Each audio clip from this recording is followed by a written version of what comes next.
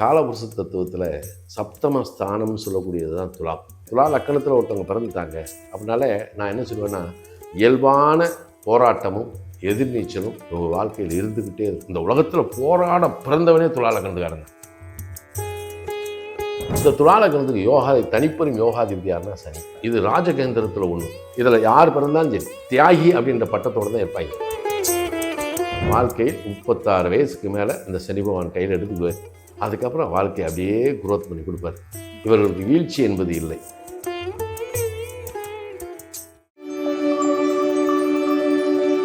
துலாம் ராசி நேயர்களையா, துலாம் ராசி நேயர்களுக்கு அவங்களுடைய ஜாதக கட்டத்துல எந்தெந்த கிரகங்கள் இணைந்திருந்துச்சுன்னா நல்ல விதமான பலன்கள் கிடைக்கும்? இந்த உலகத்துல எத்தனையோ ஜீவன்கள் பிறக்குது. ஓகே. அதுல காலபுருஷ தத்துவத்துல சப்தம ஸ்தானம்னு சொல்லக்கூடியது தான் துலாம். இந்த உலகத்தில் தனி மனிதனாக இருந்து நான் எதையாவது செஞ்சேன் அப்படின்றதுக்கு வேலையே கிடையாது இல்லையா? இப்போ நான் இருக்கேன் அப்படின்னா எனக்கு வாழ்க்கை துணையாக இருக்கிறது ஒரு பெண்ணாக இருக்கணும். வாழ்வியலுக்கு என்னுடைய துறை சார்ந்த தொழிலுக்கோ உத்தியோகத்துக்கோ நான் இன்னொருத்தரை சார்ந்து தான் இருக்கணும். அப்போ இந்த மாதிரியான நிலையை பிரதிபலிக்கிறது தான் இந்த துலாம். அப்போ துலாத்தில் பிறந்துட்டாங்க, துலா லக்கணத்தில் ஒருத்தவங்க பிறந்துட்டாங்க அப்படின்னாலே நான் என்ன சொல்லுவேன்னா, இயல்பான போராட்டமும் எதிர்நீச்சலும் உங்கள் வாழ்க்கையில் இருந்துக்கிட்டே இருக்கும். இந்த உலகத்தில் போராட பிறந்தவனே துலா லக்கணத்துக்காரங்க. அதில் என்ன போராட்டம் அப்படின்னா அர்ப்பணிப்பு. அப்போ இவர்கள் வாழ்க்கை இன்னொருடைய முன்னேற்றத்திற்காகத்தான் இருக்குது. நீங்கள் எங்கே எடுத்தாலும் எத்தனை தியாகிய ஜாதகத்தை எடுத்தாலும் சரி துலா லக்கணத்தில் தான் இருப்பாங்க. ஒரு குடும்பத்தில் பொறுப்பாக ஒரு அம்மா வேலை பார்த்துக்கிட்டு இருக்கு, பொறுப்பாக பார்த்துக்கிட்டு இருக்குன்னா அவங்க துலா லக்கணத்தில் தான் இருப்பாங்க. இன்னொருத்தன் இவனை வச்சு வாழ்க்கையில் முன்னேறிக்கிட்டு இருக்கான் அப்படின்னா அது துலா லக்கணமாக தான் இருப்பாங்க. அப்போ துலா லக்கணத்துக்காரங்க மற்றவருடைய வாழ்க்கையினுடைய முன்னேற்றத்திற்கு தன்னை அர்ப்பணித்து மற்றவர்களை வாழ வைக்கக்கூடியவங்க அப்படின்னு தான் இதை எடுக்கணும் துலா லக்கணம். அப்போ இந்த வீட்டில் யார் இதில் பெரிய ஒரு விஷயம் என்ன இருக்குன்னா, இந்த துலா லக்கணத்துக்கு தனிப்பெரும் யோகாதிபதி யாருன்னா சனி, பாக்கியாதிபதி யாருன்னா புதன். அப்போ சுக்கிரன் சனி புதன் இவர்கள் தான் இங்கே வர்றாங்க.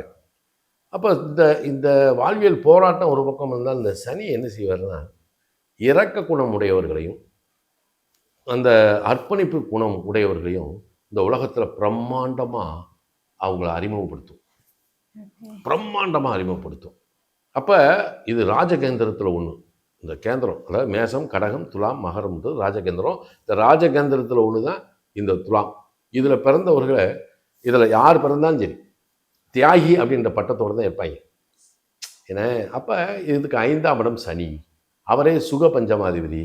இப்போ அவங்க பார்த்தீங்கன்னா ஒரு குழந்தை பிறந்ததுக்கு பின்னாடி சுகமேன்மையினுடைய விருத்தி, வீடு வாசல் அந்த சொத்தை கொடுத்துரும். அதேமாதிரி புதன் பாக்கியாதிபதி 9 குடையவர், அவரே 12 குடையவராக வருவார். அப்படின்னா என்ன, உயர்கல்வி கற்ற பின்பு இந்த உலகத்தில் எந்த மூலையில் வேணாலும் இவன் போய் வேலை செய்யலாம், வெளிநாடு. ஆனால் நீங்கள் நல்லா பாருங்கள், ஒரு கல்லூரி பேராசிரியராக இருக்கிறதும் ஒரு பெரிய இண்டஸ்ட்ரியல் ஓனராக இருக்கிறதும் இதே துலாத்தில் தான் இருப்பாங்க. அதே இண்டஸ்ட்ரியில் வேலை செய்கிறவனும் அவன் துலா லக்கணத்தில் பிறந்தவனும் இருப்பான். கல்லூரிலையும் ஸ்கூல்லையும் வேலை பார்க்குறவங்களும் இதே துலா லக்கணம். அப்போ டீச்சிங் ப்ரொஃபஸருக்கும் இண்டஸ்ட்ரியலிஸ்ட்டுக்கும் இதுக்கு அடிப்படையாக இருக்குது. ஆனால் இவங்களுக்கு ஏன் சட்டத்துறை உகந்தது இல்லையா? சட்டத்துறையும் இருப்பாங்க, எல்லா துறைக்கும் உகந்தவங்க தான், ஸ்பெசிஃபிக்காக இது இருக்கும். அப்போ இண்டஸ்ட்ரியல் லைனில் பெரிய கோடீஸ்வரன் பெரிய அதே மாதிரி இந்த எஜுகேஷன் டிபார்ட்மெண்ட்டில் இருக்கக்கூடிய அந்த கரஸ்பாண்டன்ஸ் ஸ்கூல் காலேஜ் இருக்கு இல்லையா, அது இந்த துலா லக்கணத்தில் பிறந்தவங்க தான். அப்போ இதுக்கு முழு காரணம் யாருன்னா சனி பகவான் தான். அப்போ சனி பகவான் தான் இவர்களுக்கு தன்னுடைய வாழ்க்கையில் 36 வயசுக்கு மேலே இந்த சனி பகவான் கையில் எடுத்துக்குவார். அதுக்கப்புறம் வாழ்க்கையை அப்படியே குரோத் பண்ணி கொடுப்பார். இவர்களுக்கு வீழ்ச்சி என்பது இல்லை. மற்றவர்களை வாழ வைப்பதற்கே பிறந்தவர்கள்.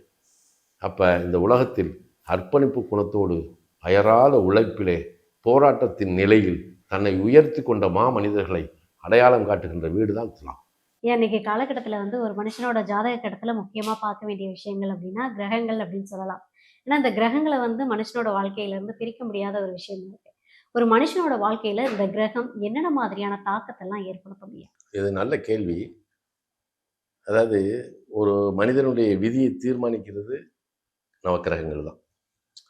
இப்போ விதி தீர்மானிக்கப்பட்டது, விதி நிர்ணயிக்கப்பட்டது. அதை மாற்ற முடியுமானா முடியாது. தலைகீழ இருந்தாலும் எவனாலும் மாற்ற முடியாது. ம். ஏன் அப்படின்னா, முதல்ல தாயினோட கருவறையிலிருந்து வெளிவந்த நேரம், இந்த பிரபஞ்சத்தினுடைய சுவாசத்தை சுவாசித்த அந்த நிலையிலிருந்து நவக்கிரகங்கள் என்ன தீர்மானிக்குதோ, அதை யாரும் மாற்ற முடியாது.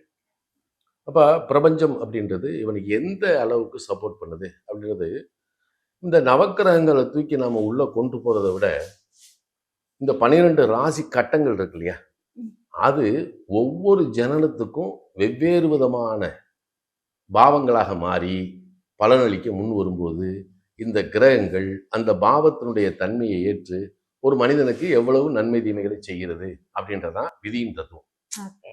அப்ப தீர்மானிக்கிறது நவக்கிரகங்கள் தான். அப்ப அந்த ஆ, பிறந்த நேரத்துல ஒருத்தன் ஒரு ஆன்மா இந்த பூமியில வந்து பிறந்துருது. அந்த பிறந்த நேரத்துல, அந்த சன நேரத்துல, அந்த அணுவிலும் அணுவான அந்த அந்த நேரத்துல கிழக்கே உதயமாகக்கூடிய ஒரு புள்ளி, அதுக்கு பேர் தான் லக்னம் அப்படின்னு நம்ம சொல்றோம் ஓகே. இல்லையா? அந்த லக்னம்ன்ற ஒரு புள்ளி அணுவிலும் அணுவான ஒரு புள்ளி தான் அவன் விதியை தீர்மானிக்குது.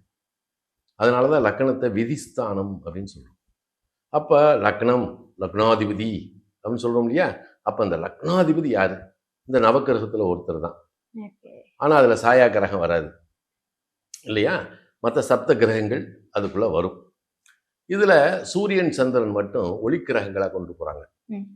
சாயா கிரகங்கள் ராகு, கேது. ஓகே. அப்ப பஞ்சாதி கிரகங்களுடைய ஆளுமை தான் இதுக்கு தேவை. அதனாலதான் பஞ்சபூதங்கள். அப்ப இந்த பிரபஞ்சத்துல பறந்து விரிந்து கிடக்கக்கூடியது என்ன அப்படின்னா பஞ்சபூதங்கள் தான். இந்த பஞ்சபூதங்கள் தான் நம்மளை எல்லா விதத்திலையும் தீர்மானிக்குது. ம். இதுலயே 12 ராசியில இந்த பஞ்சபூதங்கள் எங்க இருக்கு? ஒவ்வொரு ராசி சொல்றான். நெருப்பு, நிலம், காற்று, ஜலம் பிரிக்கிறான். அப்ப அதை 3 பாரியாயமா பிரிச்சிருக்காங்க. ஆகாய தத்துவத்தை அவங்க எங்கேயுமே கொண்டு வரல. அப்ப ஆனா இவங்ககிட்ட கேட்டோம்னா என்ன சொல்றோம்? அந்த பிரபஞ்சத்தில் இருக்கக்கூடிய அந்த பஞ்சபூதங்கள், அதாவது அந்த ராசி மண்டலத்துல எல்லாம் ஒன்று சேர்ந்ததுதான் ஆகாய மண்டலம் அப்படின்னு சொல்றாங்க. அது இல்லை. இயற்கையான சொல்றான், நெருப்பு ராசி, நிலராசி, காற்றாசி, ஜலராசின்னு பிடிச்சிருக்கான். இது ஒவ்வொன்றுடைய மனித இயல்பு, குணம், பழக்க வழக்கம், பண்பாடு, வாழ்வியல் எல்லாத்தையும் வந்து அதுதான் கொடுக்கும். அப்ப அவன் ஜனிச்ச நேரத்துக்கு இந்த 12 பாவங்களுடைய தன்மை இருக்கு இல்லையா, அதைத்தான் நம்ம காலபுருஷ தத்துவ அடிப்படையில ஒருத்தனுக்கு எப்படி நம்ம எடுத்து கொடுக்குது அப்படின்றத மெயினா நம்ம எடுக்கணும். ஓகே. ஏன்னா, இதற்கு அப்பாற்பட்டு இந்த ஆகாய தத்துவம் எங்க இருக்கு அப்படின்னா, அதுதான் நம்ம கர்க்கடகம்னு சொல்லக்கூடிய கடகராசி இருக்கு இல்லையா, ம். அதுல பூச நட்சத்திரம்னு ஒரு நட்சத்திரம் இருக்கு. இப்ப இந்த பிரபஞ்சத்தினுடைய கோட்பாட்டுல நம்ம எதுக்காக பிறக்கிறோம் அப்படின்னா, ஒரு கர்ம வினையை தாங்கித்தான் பிறக்கிறோம். ம்.